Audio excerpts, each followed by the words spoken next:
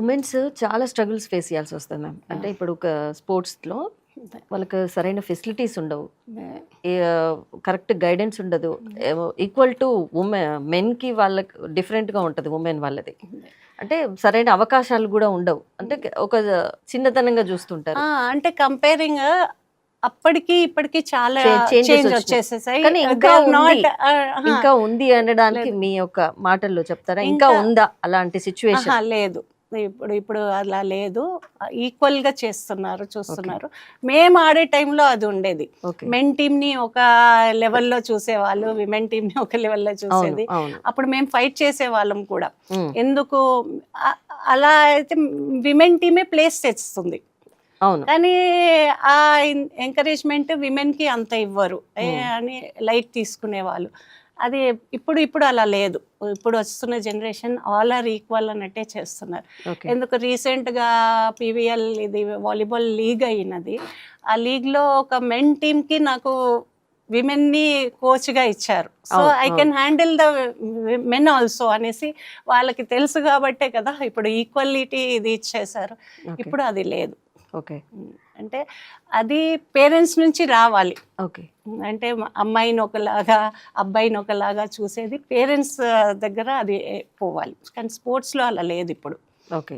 Changes వచ్చాయి. Changes వచ్చాయి, చాలా చేంజెస్ వచ్చాయి. ఓకే. కానీ ఒక్క చేంజ్ ఏం రావాలంటే mobile, they should not use that mobile.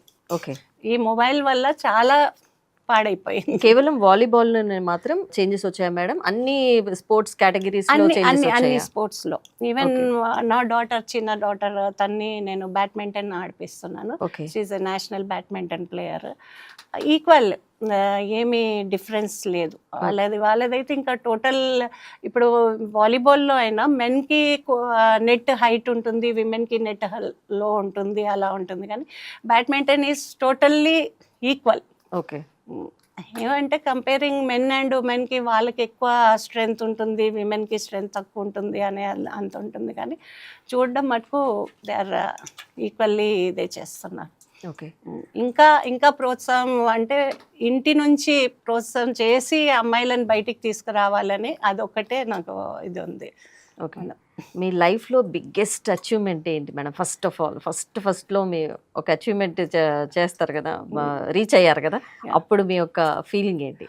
First achievement నాది ఆర్డీ కంటిజెంట్ వెళ్ళాలి అనేసి, ఏదైతే నేను రిపబ్లిక్ డే పరేడ్లో ఉండాలి అనే ఆ కోరిక ఉండేదో, that was my first achievement in studies కేటగిరీలో. అందులో ఆ టైంలో my father was SP at Adilabad. అది ఏంటి ఆర్లగడ్డలో ఉండేది ఏసీపీగా. టీవీ లేదు ఆ టైంలో, ఇంట్లో టీవీ లేదు. సో నాన్నగారు అందరి ఇళ్ళల్లోకి వెళ్ళి ఎవరింట్లో టీవీ ఉందో వాళ్ళందరికీ చెప్పేసి నా బిడ్డ అంటే టీవీలో వస్తుంది. ఆ టైంలో చాలా గ్రేట్గా ఫీల్ అవుతుండేది కదా, పరేడ్లో ఉంటుంది, నా పాప పరేడ్లో ఉంటుంది అని. అది ఐ ఫెల్ట్ వెరీ హ్యాపీ. అంటే ఆ టైంలో it was a very proud to మా నాన్నకి ఆయన కోరిక తీర్చాను అన్న ఫీలింగ్ నాకు అది ఉండేది. అదొకటి. 2000లో నేషనల్స్, సీనియర్ నేషనల్స్ అయింది. సీనియర్ నేషనల్స్ మనము ఏపీ ఉమ్మడి స్టేట్గా ఉన్నప్పుడు ఏపీ స్టేట్కి ఆడాము. కంటిన్యూగా 3 times ప్లేస్ తీసుకొచ్చాము. ఫస్ట్ యాజ్ అ క్యాప్టెన్గా 3rd place వచ్చింది. నెక్స్ట్ ఇక్కడ అది చెంచురా అనేసి కల్కట్టా వెస్ట్ బెంగాల్ సైడ్లో, అప్పుడు 3rd place తీసుకొచ్చాము. నెక్స్ట్ ఇయర్ సేలంలో జరిగింది 99లో, అప్పుడు 2nd place వచ్చింది. 2000లో ఎగ్జాక్ట్ ఇక్కడ క్యాలికట్లో జరిగింది senior nationals. We're playing against Indian Railways team. అది అప్పుడు పెద్ద టీం అనమాట. ఇండియన్ రైల్వేస్ ఇంకా ఎప్పుడు ఫస్టే వస్తుంది కంటిన్యూ, ఒక 40 years నుంచి అదే టీం. ఎందుకంటే అది అన్ని రైల్వేస్ నుంచి ఒక మంచి ప్లేయర్స్ని పికప్ చేసుకొని ఒక ఇండియన్ రైల్వేస్ టీం అని, ఇండియన్ టీం లాగానే ఇండియన్ రైల్వేస్ టీం ఉండేది. అది ఆ టీము చిన్న టీమ్స్తోని ఆడినారంటే వాళ్ళే గెలుస్తారు కదా. అలానే ఏపీలో ఆడేటప్పుడు మేము ఇండియన్ రైల్వేస్తో పడింది మాకు finals. That was very embarrassing. మాకు 5th set జరుగుతుంది, ఓకే. అంటే చాలా కాంపిటీషన్గా ఆడాం మేము. అది ఈక్వల్ స్కోర్స్లో వెళ్ళింది. 5th సెట్ 4th సెట్ గెలవగానే అసలు ఒక సెట్ తీసుకోవడమే చాలా కష్టం అనమాట. ఇండియన్ రైల్వేస్ టీమ్ మీద ఒక సెట్ తీసుకోవడమే చాలా కష్టము. అలాంటిది మేము 4 సెట్స్ ఆడామని అదొక గ్రేట్ అచీవ్మెంట్ ఉండేది. ముందు రోజు సెమీఫైనల్స్ అయిపోగానే మాకు కోచ్ చెప్పాడు, you can relax now, okay. మనము ఫైనల్స్ రీచ్ అయ్యాం కదా, అదే మన గోల్, ఇప్పుడు మీ ఇష్టం, మీరు ఏమైనా చేసుకోండి అన్నట్టు వదిలేశారు. మేము ఏ ఇది లేకుండా ఇందులో ఆడేసాము.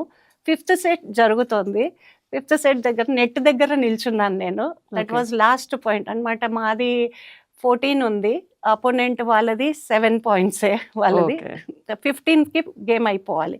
15-14లో ఇందులో 14th పాయింట్ దగ్గర I was literally standing on front of net. Blocking కోసం నిల్చున్నాను, షివరింగ్ అవుతున్నాయి. అంటే అది ఆ సంతోషం అన్నమాట. ఆఫ్టర్ 39 years ఏపీ టీం నుంచి మేము ఆడి గెలిపిస్తున్నాం టీంని అనేసి, that was very big achievement మాకు. అదే ఒక మెమరబుల్.